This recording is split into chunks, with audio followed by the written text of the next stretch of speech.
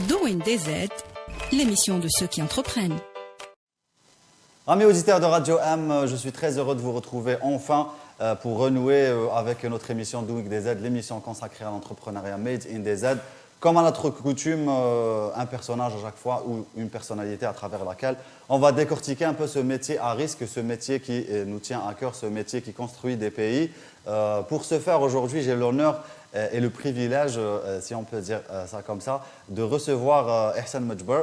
Ihsan, merci beaucoup d'être avec moi aujourd'hui.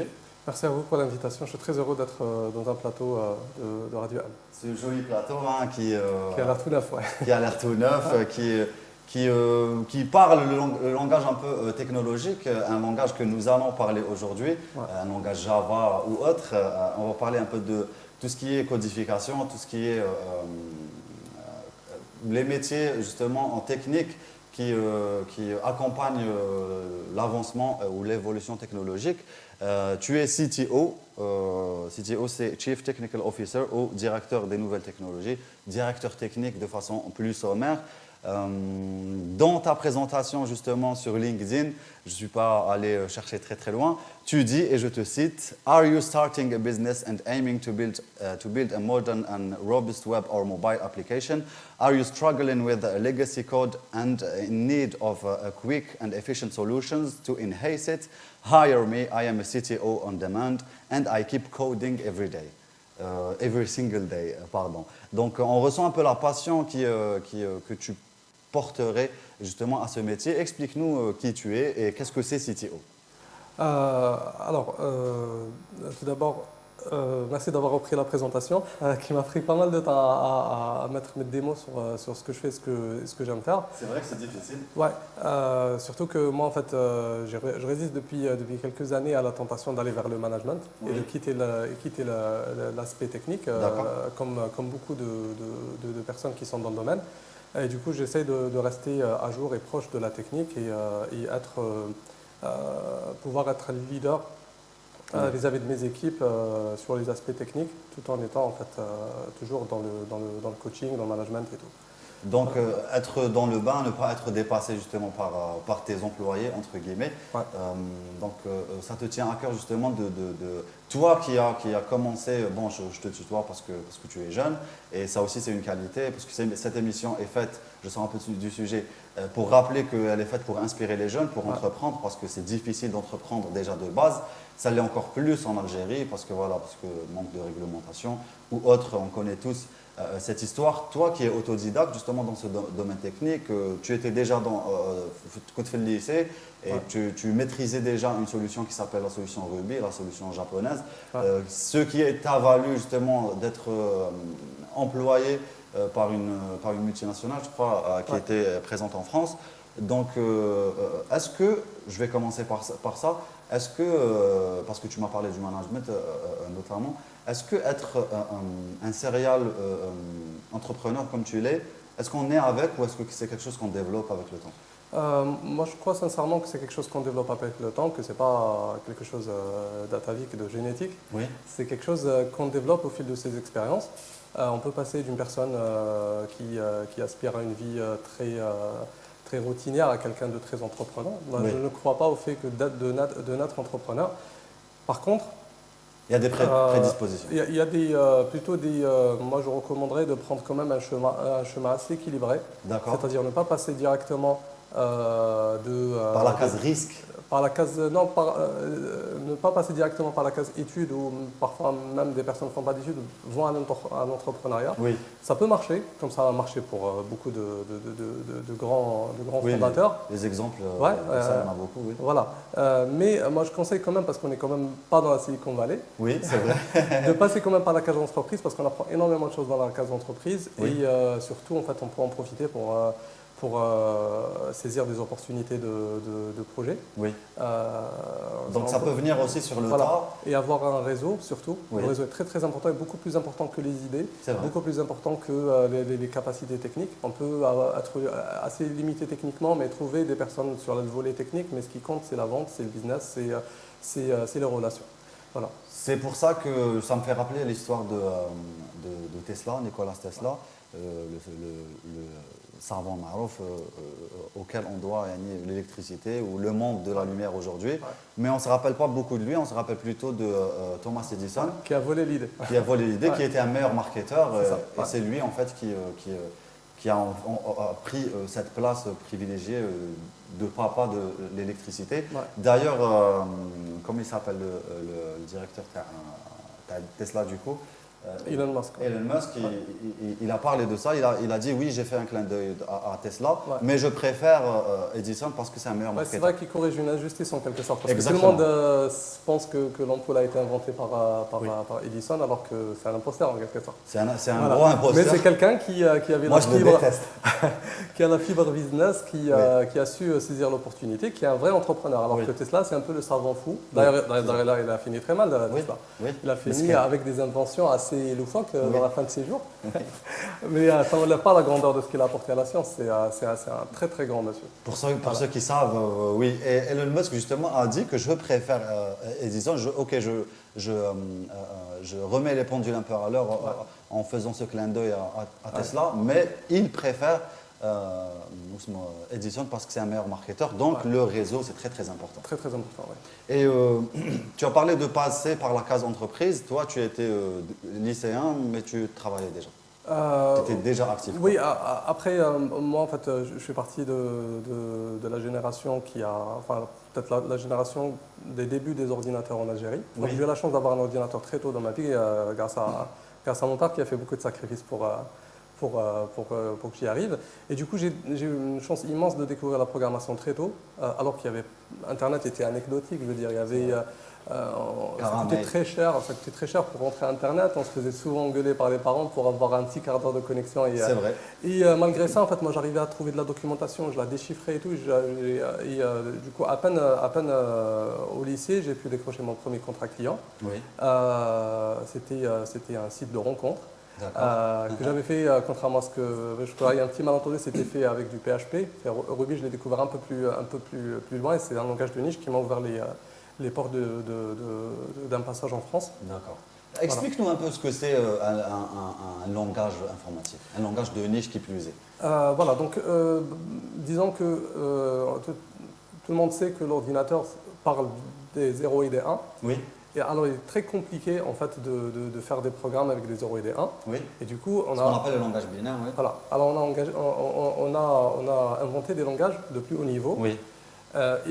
Comme juste après le binaire, il y a l'assembleur, qui est aussi un langage très très compliqué. Oui. Je veux dire, pour faire juste une petite instruction, ça prend des lignes et des lignes de code. Oui. Et au-dessus de ça, on a inventé des langages de plus haut niveau, comme le langage C. Et après, il y a des langages, ce qu'on appelle le langage de 4e génération, qui sont des langages très dynamiques, comme JavaScript, comme le PHP, comme Ruby et tout. Oui. Et ces langages-là, en fait, un peu comme les modes, en fait, il y en a qui sont plus populaires que d'autres. Oui. Par exemple, en Algérie, le plus connu, c'est PHP, parce qu'on l'utilise beaucoup pour les sites même gouvernementaux, pour faire des WordPress et tout. Donc, le CMS WordPress permet de faire des sites assez rapidement. Oui. C'est facile. Voilà, c'est facile et tout. Oui. Et il y a d'autres langages qui sont moins connu. Moi, j'ai la chance justement de m'intéresser à un langage qui s'appelle Ruby. Oui. Et c'est un langage qui est très populaire au sein des startups parce qu'il permet d'aller très fonctionnel. Ouais. Oui. Voilà, on peut monter un prototype d'une application très très rapidement et c'est ce qui lui a valu sa popularité auprès des startups. Donc moi, j'ai eu la chance de m'intéresser à ce langage et j'ai pu décrocher en 2012 un job à distance, alors que le travail à distance n'était pas, c'est assez balbutiement, oui. Avec une boîte en France qui m'a proposé par la suite de les rejoindre suite à une levée de fonds. Et après, j'ai passé quelques années justement en France à passer d'une start-up à l'autre. Et c'est là où j'ai pu en fait découvrir le vrai écosystème des startups, même s'il n'est pas comparable à celui des États-Unis. Oui, oui. Mais il y a quand même pas mal de mouvements. Il y a beaucoup de startups qui activent, qui sont assez bien financées et tout. Donc moi j'ai travaillé dans pas mal de startups. J'ai même eu la chance de travailler dans une sorte d'incubateur qui s'appelait Kelly Life, dans lequel il y avait plusieurs startups. Donc c'était à la fois en fait une entreprise de développement de logiciels, mais il y avait quand même le côté startup à l'intérieur. D'accord. C'était une petite Silicon Valley, quoi. Voilà, c'est ça. Toute petite. Toute petite, à très petite échelle, mais justement en fait on voyait les challenges, on comprenait comment en fait une startup naît, quelles sont les étapes à faire, comment procéder pour aller vite, pour lancer le plus rapidement possible, réduire le time to market. Et en termes d'industrialisation du logiciel, ça m'a permis de découvrir les process modernes qu'on ne va pas détailler peut-être dans ce contexte parce que c'est assez technique, mais disons qu'il y a certaines méthodologies, certaines approches qui rendent en fait, le travail encore plus professionnel et qui ne sont pas très appliquées ici en Algérie. Bon, ça commence maintenant avec l'émergence des late stage startups. Il y a quand même des boîtes qui ont des process, qui utilisent l'agilité, qui sont à la page. Il y a aussi des programmateurs doués comme toi en Algérie. On beaucoup. Sait que c'est voilà, c'est un domaine qui excite entre guillemets beaucoup de jeunes. Exactement. Donc tu dis que la France n'est pas comparable aux États-Unis, mais on peut comparer quand même en Algérie. Toi, tu as level up un peu en partant en France. Donc en revenant ici, est-ce que tu n'as pas été démoralisé? Comment tu as vécu ton retour? Alors, moi, je ne suis retourné que physiquement, parce que j'ai gardé mon réseau. Et là, je reviens à l'importance du réseau. D'accord. Donc, on peut faire juste un petit séjour à l'étranger et revenir avec un carnet d'adresses et la possibilité de décrocher des postes ou des missions. Oui. Parce qu'on parle de missions quand on est freelance ou quand on est consultant. Oui. Voilà, donc moi, dès que je suis rentré, je n'ai pas frappé aux portes des boîtes ici en Algérie. Donc, j'avais déjà en fait assez de pain sur la planche. Oui. Mais par contre, j'ai ramené avec moi cet esprit d'entrepreneuriat qui a fait que j'ai lancé en 2017 une startup qui s'appelle Venu Vécu. Donc, c'est une solution de digitalisation pour les agences de voyage. D'accord. Donc, ça permet aux agences de voyage d'avoir une sorte de site web dédié en quelques clics. Oui. En mode en mode SaaS, oui. Tout à fait. Ouais, cloud, c'est Software as a Service. Exactement. Voilà. Donc,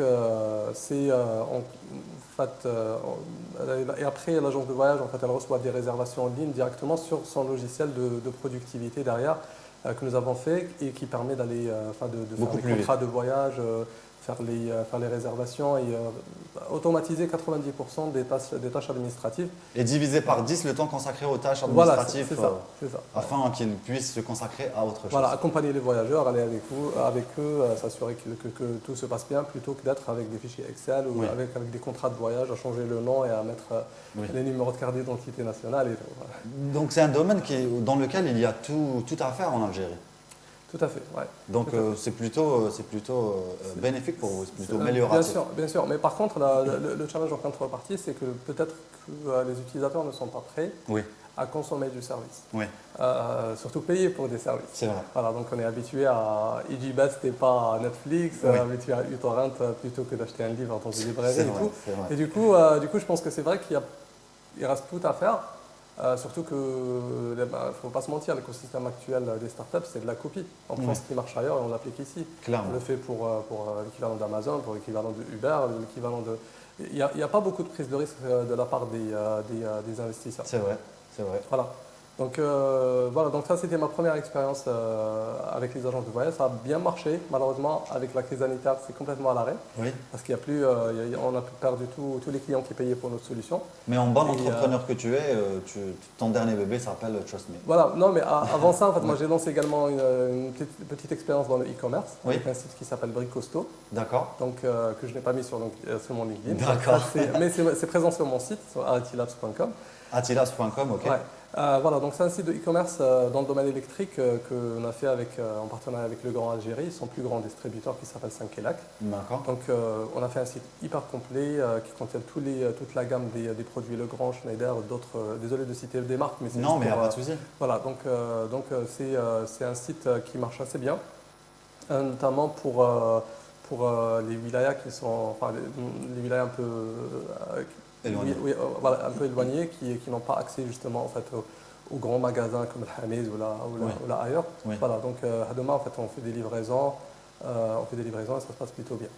Et je parlais de ton dernier bébé qui s'appelle Trust Me, qui est un site, parle-nous de Trust Me. Alors, justement, en fait, moi, cette petite expérience entrepreneuriale et en tant que gérant d'une boîte de développement m'a ouvert les yeux sur une problématique. Et les startups, c'est souvent, mais tout le temps, on réponse à des problématiques. Bien sûr. Voilà, donc vous êtes là pour amener des solutions. C'est ça, c'est ça. Alors justement, en fait, là on parle de Sharikat Nashi'a. C'est quoi la différence entre lançage et ça? Donc c'est un peu le côté innovant et surtout le côté résolution de problématiques. Alors la problématique à laquelle nous confrontons et se confrontent tous les groupes et même les late stage startups, c'est le recrutement de profils IT qualifiés. Il y a beaucoup de raisons. Déjà, c'est un domaine très technique et sur lequel ce n'est pas tous les nouveaux diplômés qui réussissent à percer. Donc, il y en a qui s'orientent vers le technico-commercial, qui font d'autres métiers. Et puis, il y a aussi le fait que beaucoup de nouveaux diplômés de grandes écoles partent à l'étranger pour suivre des formations, mais en réalité pour changer de statut et rester là-bas pour devant. Pour avoir une meilleure qualité de vie, parce qu'ils sont mieux considérés. On les comprend parfaitement. C'est ça, c'est ça. Et il y a d'autres facteurs comme justement en fait il y a quand même un Hijrat al-Admira un peu virtuel. C'est des personnes qui travaillent avec l'étranger, à partir d'ici, et qui on les comprend également, c'est pour des raisons de coût, mais également c'est ce qui avait en fait motivé mon départ.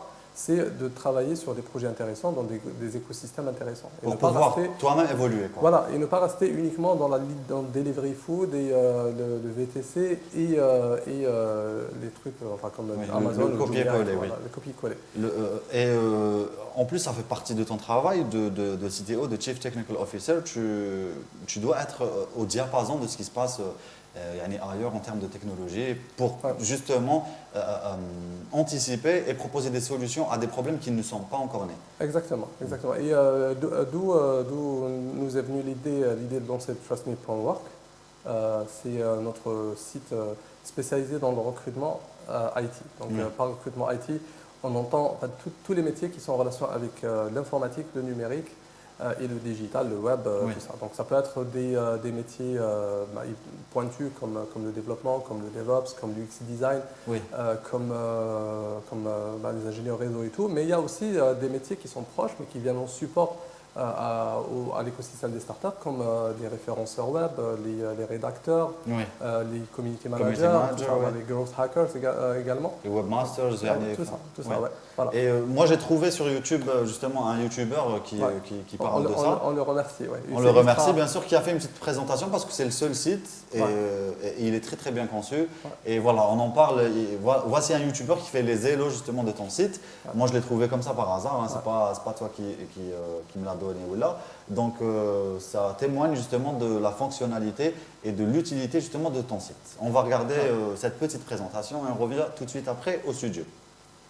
تحوس على عمل في مجال الإعلام الآلي وما لقيتش، ربما أنت مبرمج أو مصمم جرافيكي أو حتى مسوق إلكتروني وعييت تحوس على منصب يخص اختصاصك وما لقيتش.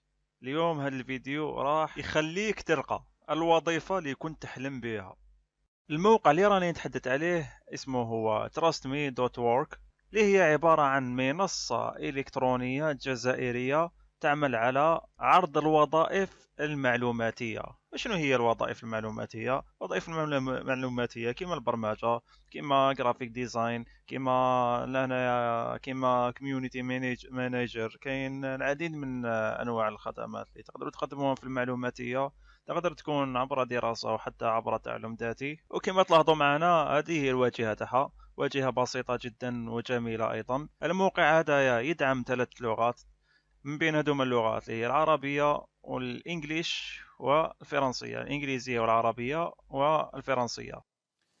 Donc Trust Me, qui est l'unique plateforme d'emploi dédiée au monde IT en Algérie, conçue par des professionnels. Les واحد منهم راهو معنا من احسنهم ومن اكبرهم. Enfin, أكبرهم يعني pas ماشي في العجم مزاك صغير.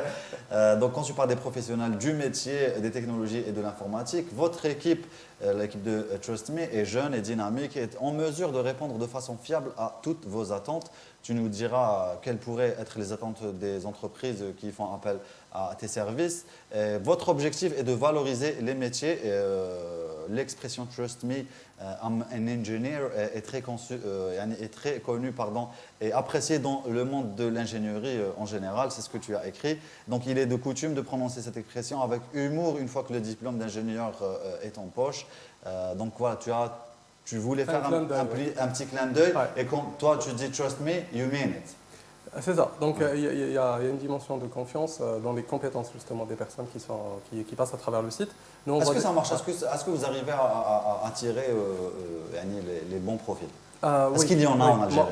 Oui, il y en a beaucoup et moi je suis toujours très surpris de découvrir les talents qu'il y a. Oui. Parce qu'en fait, nous ce qu'on fait, notre principale valeur ajoutée pour le moment sur le site, c'est que on fait le videur, on fait le filtre en quelque sorte pour ne laisser passer que les personnes qui sont dans le domaine informatique, c'est la vocation du site. Oui. Et quand on fait cette tâche-là avec l'équipe, moi, ça m'arrive de le faire le week-end. Oui.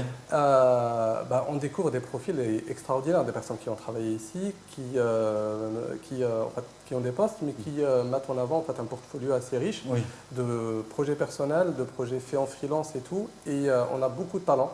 Et ça, c'est quelque chose qui mérite d'être valorisé. D'accord. Explique-nous comment marche un peu le site. Alors le site, on n'a pas réinventé la roue. Oui. C'est le modèle des job boards classiques. Oui. Les entreprises s'inscrivent, publient des annonces. Les annonces sont revues pour nos équipes pour s'assurer qu'elles sont bien écrites, qu'elles ne demandent pas la lune surtout. Oui. Et après, les candidats s'inscrivent et postulent.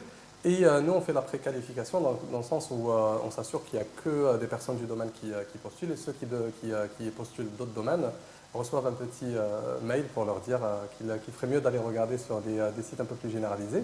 Donc nous, généralement, en fait, les recruteurs sont très satisfaits de la qualité des CV qu'ils reçoivent parce que c'est quand même un bol d'air frais de n'avoir que des CV du domaine. Par exemple, si on veut recruter quelqu'un, même vous, j'imagine, dans le domaine du journalisme, si demain vous les recrutez et que vous allez recevoir un informaticien qui postule sur un poste d'animateur, c'est une perte de temps. Voilà. Donc c'est pour ça que nous, on encourage un peu la spécialisation du recrutement. Et comme on le voit en fait, chez nos voisins tunisiens et marocains, ils ont des cabinets spécialisés. Et en Europe, n'en parlons pas. En fait, il y a même des cabinets qui sont spécialisés dans des langages spécifiques. Ça, c'est. Comment tu vois toi l'avenir de technologie en Algérie? Est-ce que ça t'encourage, Yann, ce que tu vois en ce moment, le microcosme dans lequel justement les startups vivent? Est-ce que tu es, comment on dit, est-ce que tu es justement pour un avenir moyen ou un moyen ou long terme? Alors, moi je suis de près ce qui se passe, les efforts qui sont déployés pour essayer de faire bouger ça. C'est vrai qu'il y a des efforts. Je ne me sens pas trop concerné parce que disons que moi je suis toujours très admiratif des personnes qui réussissent sans soutien et sans aide. Oui. Voilà, donc moi ce que je conseillerais, c'est de ne pas compter sur les subventions ni sur les fonds d'investissement, mais d'essayer de construire des business. Donc c'est vrai que l'idée de start-up, le côté un peu péjoratif des start-up, c'est qu'on dit que c'est des personnes qui dépensent l'argent d'autres personnes sans prendre de risques. Donc, voilà, donc on a une idée, on lève des fonds, on claque cet argent-là et on ne sait pas si ça va aboutir. Donc moi, mon esprit, c'est toujours concevoir des projets qui peuvent être rentables sans subvention de l'État, sans fonds d'investissement. Donc concevoir quelque chose qui est déjà vendable, en quelque sorte. Je sais que le mot n'existe peut-être pas. Mais voilà, donc c'est ça l'idée. Mais après, si les choses sont bien pensées de la part de l'État sur ces fonds d'investissement et tout, que ça ne refasse pas en fait un non-sage bis avec tous ces travers, ça sera forcément positif, je pense. Donc il faut réfléchir en termes de solutions et non pas de problèmes. Ne pas attendre les réglementations, ne pas se fier justement sur ce qui s'est passé flançage. Nous par exemple, on n'a même pas en fait demandé le label de start-up. Je sais que c'est quelque chose de bien qui peut être avantageux et tout, mais on est tellement occupé à essayer de faire fonctionner notre business de nous-mêmes que le label, ça viendra après. Donc tu penses que ça viendra de bas en haut, la solution Trahaga plutôt que ça? Tout à fait. Il ne faut pas attendre ce que l'État peut nous offrir. Oui. Déjà, si on a de la sécurité, si on arrive à avoir ses papiers sans problème, c'est déjà très bien. Son registre de commerce, c'est déjà pas mal. Après, il ne faut pas compter sur eux. Oui. C'est ça. Donc il faut être autonome. Se financer soi-même, c'est possible. Il ne faut pas en fait claquer des millions, des milliards pour se lancer. Oui. On peut surtout qu'on n'a pas besoin d'avoir des milliards pour se lancer. C'est ça, c'est ça. Donc une idée, il faut beaucoup de sacrifices au début, dans le sens qu'il faut assumer plusieurs casquettes, faire travailler tard. Tout faire toi-même au début, oui, bien sûr. Totalement. Et après, investir surtout. Donc, c'est pour ça que je conseille également en fait, aux personnes de passer par la case entreprise. Parce que dans la case entreprise, si on arrive à se mettre en valeur, on peut mettre de l'argent de côté. C'est de l'argent qu'on peut réinvestir. C'est vrai. Voilà. Après, on compte pas sur les banques parce qu'on sait que les banques sont très fragiles par rapport aux startups et aux risques des startups. Oui. Et les fonds d'investissement, ils sont nouveaux, on ne sait pas trop comment ça marche, on ne sait pas sous quels critères ils accordent les fonds, on ne sait pas encore s'ils ont commencé à accorder des fonds. Donc il vaut mieux ne pas compter dessus et ne compter que sur soi, ses relations, son réseau, ses proches. Et faire des études de marché pour voir justement, pour en faire en sortir les besoins. Totalement, ouais. Et des besoins, il y en a beaucoup en Algérie en termes de solutions techniques. Tout à fait. Ouais. Donc ne pas faire du copier-coller, mais sinon apporter des solutions qui peuvent aider les entreprises au quotidien. Totalement. Et pour ça, on n'a pas besoin d'avoir justement un gros budget ou une grande bourse. Non. Quels sont les projets TEAC dans un avenir proche ou moyen? Alors, j'ai 2 idées de start-up. D'accord. Tu ne vas pas les donner, hein, sinon... Non, je ne vais pas les donner. Je vais pas les donner, mais voilà. Donc moi, je vais pas m'arrêter là. L'idée pour moi, en fait, c'est à travers mon entreprise Areti Lab, c'est d'avoir une sorte de start-up studio. Oui. On lance différents projets. Et sur chaque projet, on met quelqu'un de notre réseau là-dessus. Donc c'est le cas pour Venu Vécu. En fait, moi j'ai deux voyagistes, deux gérants d'agences de voyage qui s'en occupaient avant la crise sanitaire. Pour Bricosto, il y a quelqu'un en fait, qui le gère. D'accord. Et même pour Trust Me, en fait, moi je le mets sur les rails. Et je mets quelqu'un en fait, pour le gérer et moi je passe à d'autres. Tu vas assouvir ta soif. Voilà, toujours en fait le frisson des débuts d'un projet, ça c'est quelque chose d'extraordinaire. Donc peu de personnes peuvent comprendre ça. Ouais. Voilà. C'est le risque, les petites déceptions, en fait, les compteurs d'inscription et de vente qui n'avancent pas et tout. Oui. Donc tout ça, c'est des choses qui prennent au trip qui font que la vie d'entrepreneur est intéressante. Oui, voilà. Je comprends. C'est jamais monotone.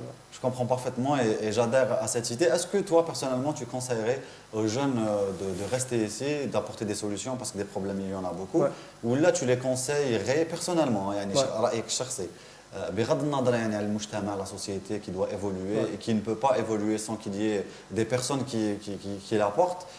Est-ce que tu leur conseilles d'aller se former un petit peu ailleurs, surtout dans ce domaine technique, ou là de rester ici, d'être patient et de se battre contre vents et marées pour justement évoluer, essayer d'évoluer en Algérie?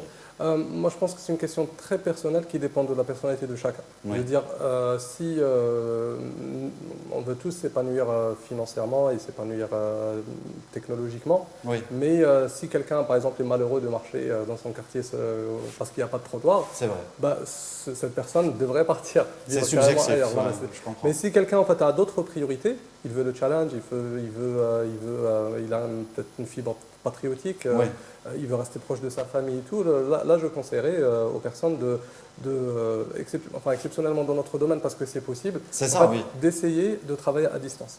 Mais ne pas de travailler à distance sur de petits projets comme Fiverr et tout, parce que sur ça en fait on ne capitalise pas assez d'expérience. C'est du one-shot, de très petites missions, mais d'essayer de trouver carrément un job.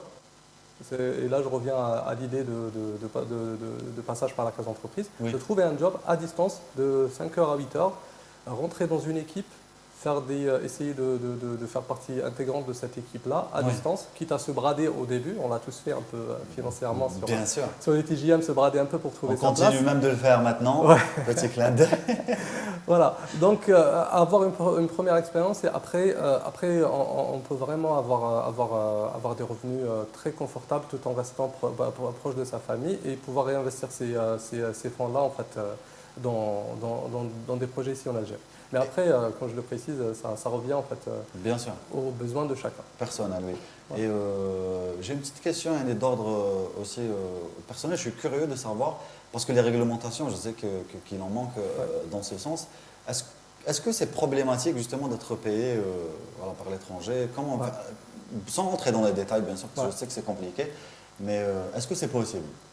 Ça a toujours été possible. Oui. Ça a toujours été possible. À travers le système bancaire ou là, oui, à travers le système bancaire, on passe par la banque d'Algérie, on déclare sa facture et on reçoit ça suivant le taux officiel. Oui. Donc ça a toujours été possible. Mais après, il y a des plateformes de mise en relation qui sont entièrement légales, comme Upwork et tout, qui en fait assurent cette partie-là et qui même en fait délivrent une carte bancaire aux personnes. Et la carte bancaire, on peut soit utiliser ici au distributeur, la confier à quelqu'un d'étranger pour il y a d'autres solutions comme Paysera. Voilà, après Paysera, c'est peut-être pas assez pro parce que c'est une banque un peu.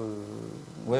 Il y a peut-être une petite réputation mais en fait, il y a des solutions comme Upwork qui garantissent même en fait, ce qu'on appelle Upwork Direct Contract. Oui. Donc, c'est des contrats solides, les entreprises les reconnaissent et tout. Ça s'appelle comment? Upwork. Upwork. Ok, d'accord. Voilà, Upwork, c'est une plateforme qui permet de travailler en toute légalité avec n'importe quelle entreprise dans le monde. Très bien. Upwork, en réalité, c'est une plateforme de freelance qui met en relation en fait, des personnes et des entreprises. Ah, des entreprises carrément, d'accord. Mais ils offrent également en fait, ce service de Direct Contract qui permet à n'importe quel freelance qui a déjà en fait, décroché un job en dehors de Upwork d'être dans les normes et de recevoir sa rémunération normalement. Est-ce qu'il y a des caractéristiques spécifiques justement pour être éligible à ça?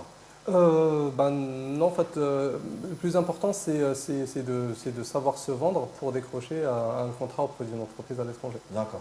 Mais après, voilà, c'est ce contrat-là qui a de la valeur ou pas. Et c'est accessible à tout le monde, cette solution est accessible à tout le monde? Elle est accessible à tout le monde, il y en a d'autres, c'est juste un exemple. D'accord. Juste un exemple. Mais après, moi je pense qu'il y a des facilitations qui ont été annoncées récemment par le ministère des startups. C'est le fait que les freelances qui travaillent même sans registre de commerce, des auto-entrepreneurs, c'est un statut qui est en cours de création. D'accord. Ils pourront percevoir leur rémunération en devises étrangères à 100%. En passant par le système bancaire. Et voilà, donc, il y a des très bien, c'est gagnant pour vous et pour aussi la finance algérienne. Tout à fait. Mais après, il y a toujours une petite crise de confiance. Donc, bien sûr, c'est clair. Il faudrait attendre que... parce qu'en Algérie, on a vu souvent que parfois en fait, les lois sortent. Mais elles ne sont pas appliquées. Elles sont changées voilà, parfois. donc peut-être il faut attendre que les comptables disent dans le feu vert pour commencer à utiliser ce genre de solutions. D'accord. Voilà. Dernière question qui est tout aussi personnelle. Est-ce que tu penses que, comme Elon Musk ou d'autres, que les intelligences artificielles prendront le pas justement sur l'être humain, les Google et autres? Il y a un livre même qui s'appelle Comment Google va manger le monde. Est-ce que tu penses qu'on est en train de nourrir justement un monstre qui va se retourner contre nous un jour? Ou est-ce que tu penses, comme beaucoup aussi, il y a deux écoles de pensée aujourd'hui, que l'être humain sera toujours plus intelligent que la machine et que la machine sera au service de l'être humain? Est-ce que tu ne penses pas qu'un jour, je ne sais pas moi, elle va se réveiller, elle va avoir justement une conscience qu'on aura nous-mêmes nourrie pendant 20 ans. C'est déjà ce qui se fait. Donc, en quelque sorte, il y a deux types d'intelligence artificielle. Oui. Il y a l'intelligence artificielle classique, qui est faite en fait, d'instruction de code. Ce n'est même pas de l'intelligence artificielle, c'est quelque chose qu'on maîtrise. Et le taux de réussite de ce genre d'intelligence artificielle est assez faible. D'accord. Mais après, on a vu que ça avait des limites, parce que c'est quelque chose qu'on prépare à l'avance. Oui. C'est pour ça qu'il y a eu le machine learning qui est venu après. Et le machine learning, c'est vraiment une boîte noire. On ne sait pas ce qui se passe à l'intérieur. Ce n'est pas quelque chose de prédictible. Donc, on donne à la machine en fait, la capacité d'analyser et d'évoluer. Oui. Et on ne sait pas après ce qui se passe à l'intérieur. On ne peut pas en fait, faire un reverse engineering pour savoir quel cheminement arrive. Donc peut-être qu'on est déjà arrivé au point de non-retour. Totalement. Après, moi je suis assez fan des Asimov et tout, et limite, j'aimerais bien voir ce scénario se réaliser. Moi aussi, j'adore les scénarios apocalyptiques. Ouais. C'est tentant, mais en tout cas, on ne l'espère pas. Ouais. Parce que ça serait vraiment une galère. Justement, moi je pense que... Ça serait la Matrix, quoi. Matrix Reloaded. Ouais, je pense justement que les personnes qui travaillent dans ce domaine-là doivent lire du Isaac Asimov, parce qu'il avait mis en place en fait, une sorte de loi. Oui. C'est des lois qu'on dicte aux robots. Oui. C'est très intéressant, donc je conseille de lire ces livres. Oui. Et qui font que, par exemple, le robot ne se retrouve jamais sur 100 mètres ou des choses comme ça. Mais bien sûr, ça dérape toujours. Bien sûr. Mais en fait, il y a de l'éthique surtout dans ce domaine. Et moi, je pense que le risque ne viendrait pas forcément des GAFA. Parce que les GAFA, en fait, c'est des boîtes qui sont là pour se faire de l'argent. Oui. Mais plutôt, enfin, il faut peut-être se méfier un peu de certains labos obscurs qui font des choses vraiment... peut-être pas des dessins militaires ou des choses qu'on ne connaît même pas. Mais après, Google, je pense qu'ils ne prendront jamais le risque de faire quelque chose de compromettant parce que ça risque de faire chuter leur action. Voilà. Donc, mais c'est la course vers l'armement qui fait peur, en fait. C'est ça, ouais. Et l'armement est devenu complètement technologique. En fait, plus ça avance, c'est les États beaucoup plus. Hein. C'est les États beaucoup plus qui financent ce genre de choses parce qu'il y a les guerres non conventionnelles qui s'avancent. Oui, les guerres non dites. Voilà, et il y a en fait le coût humain qui n'est plus supporté. On l'a vu avec les États-Unis qui acceptent une défaite à cause essentiellement du coût humain. Et du coup, les prochaines guerres sont faites par des robots. Oui. Et on les voit avec les prototypes de Boston Dynamics et tout. C'est impressionnant ce qu'ils arrivent à faire. Oui. Et ça, c'est ce qu'on voit. Ce que font les laboratoires secrets, c'est des choses beaucoup plus poussées. Oui. On est en retard de combien d'années par rapport à ce qui se passe? On va dire 10 ou 20 ans. Une vingtaine d'années par rapport à ça. Voilà l'histoire d'être en confiance et de ne pas avoir peur. Ouais. Merci beaucoup Ihsan pour cette... Tout le plaisir était pour moi. Merci beaucoup, ça m'a fait énormément plaisir. J'attendais avec impatience ce numéro. Il est là, il est pour vous, il est fait pour vous, amis auditeurs, aficionados de Radio Am ou autres, tous ceux qui sont amoureux de l'entrepreneuriat ou des technologies. Il y a beaucoup d'Algériens qui sont bons justement dans ce domaine. Ouais. Et c'est une fierté, on devrait être fier de nos jeunes, de toi. Moi je suis fier de ce que tu fais et je te remercie encore une fois d'avoir été avec nous aujourd'hui. Merci beaucoup. Merci de nous avoir suivis. Je vous donne rendez-vous très très vite avec une autre aventure, un autre personnage inspirant. Douine DZ, l'émission de ceux qui entreprennent.